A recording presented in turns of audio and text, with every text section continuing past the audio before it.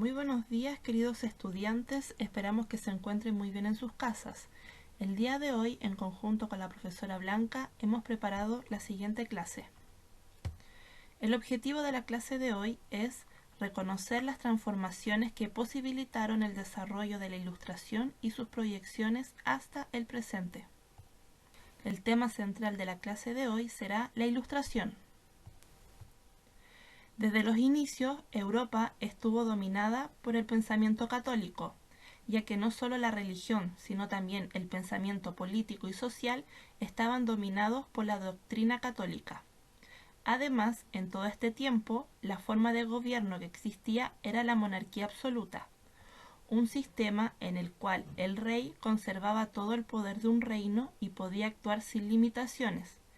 En este sistema se consideraba que el poder del rey venía directamente de Dios, o sea que Dios lo había escogido específicamente para ser rey. Además, la sociedad estaba fuertemente estratificada, es decir, existían muchos grupos sociales con distintas obligaciones y distintos derechos, y la desigualdad social se justificaba porque era la voluntad de Dios y debía respetarse. Sin embargo, a mediados del siglo XVIII, mucha gente empezó a cuestionar que no se podía explicar todo a través de la religión, surgiendo un nuevo movimiento llamado la Ilustración. ¿Pero qué es la Ilustración? Es un movimiento de renovación intelectual, cultural e ideológico que se desarrolló en Europa entre los años 1715 y 1789, específicamente en Inglaterra y en Francia. Pretendió construir un mundo nuevo y mejor basado en la razón y la ciencia. También se le denomina el siglo de las luces. Un movimiento de gente que planteaba que la única forma de llegar a un conocimiento verdadero y a conocer la verdad no es a través de la religión, sino a través de la razón y la inteligencia. Para los ilustrados, la razón se transformaba en una especie de lámpara que venía a iluminar esa verdad que había sido mantenida en la oscuridad por tantos siglos del pensamiento religioso. Este movimiento recibió gran influencia del racionalismo, doctrina filosófica que consideraba a la razón como fuente del conocimiento humano y que tuvo al filósofo científico René Descartes entre los años 1596 y 1650 como su máximo representante, con la célebre frase «pienso, luego existo». Sin embargo, el científico británico Isaac Newton y el pensador inglés John Locke son considerados los verdaderos fundadores de la Ilustración. Isaac Newton aportó enormemente en el campo de la ciencia, determinando que todos los fenómenos o acontecimientos naturales se apoyan en leyes universales, que pueden ser enunciadas con la precisión de una fórmula matemática. Con él nació el método científico, fomentando la idea de que los hombres pueden revelar cualquier misterio de la naturaleza, haciendo un uso juicioso de la razón. John Locke planteó una nueva teoría del conocimiento. Afirmaba que el ser humano, al nacer, presenta la mente como un papel en blanco y gracias a la percepción por los sentidos forma las llamadas ideas simples. Él fue el primero en plantear una defensa a la libertad individual, criticar el derecho divino de los reyes y proponer que las leyes fuesen fruto del consenso entre las personas.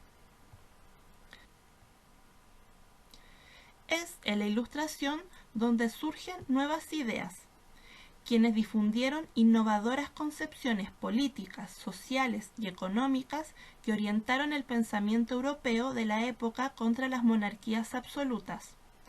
En el orden político, la abolición del régimen absolutista, el establecimiento de la soberanía popular, el reconocimiento de la libertad individual y el derecho de rebelión contra las tiranías.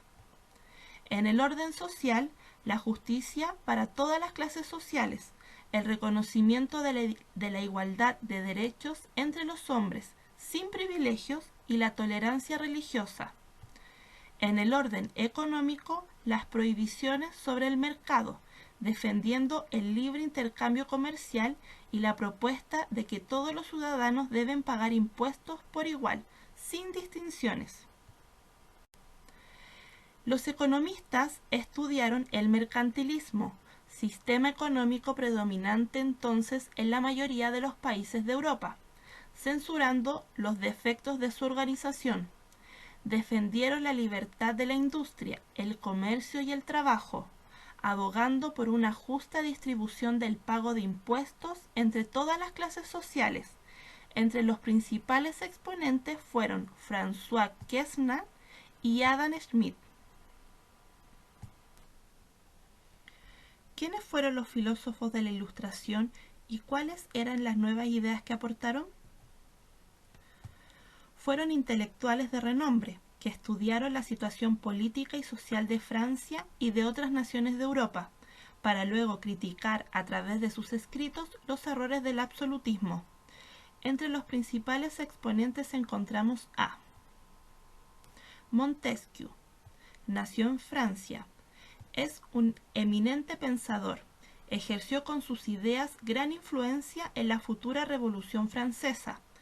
Su obra magistral fue El espíritu de las leyes, famoso documento considerado como pilar de la teoría política, en el cual sostiene que el gobierno perfecto debe estar asentado sobre la división y el equilibrio de los poderes del Estado, ejecutivo, legislativo y judicial, para así garantizar los derechos y las libertades de las personas. Voltaire nació en Francia. En sus cartas filosóficas defendió vigorosamente la tolerancia religiosa y la libertad religiosa. Negó el origen divino de los reyes, aunque pensaba que el monarca podía tener poderes absolutos siempre que actuara en beneficio de la sociedad. Juan Jacobo Rousseau nació en Suiza. Fue un destacado intelectual que no se limitó a criticar los errores de la reforma radical de la sociedad y el gobierno, mediante la abolición de la monarquía absoluta y el establecimiento de la democracia. Decía que, de ser necesario, ésta debía imponerse por la fuerza de la revolución. En su brillante obra El contrato social, expuso el principio de soberanía popular, según el cual el poder emana del pueblo a través del voto. Sostenía que la decisión de la mayoría es siempre justa y debe ser acatada por todos los ciudadanos. Esperamos que con esta clase haya quedado un poco más claro el proceso de ilustración y que toda esta información sea ayuda para que puedas responder el cuestionario. No lo olvides. En conjunto con la profesora Blanca, te enviamos un fuerte abrazo virtual. Que tengas una muy linda semana y nos vemos la próxima clase.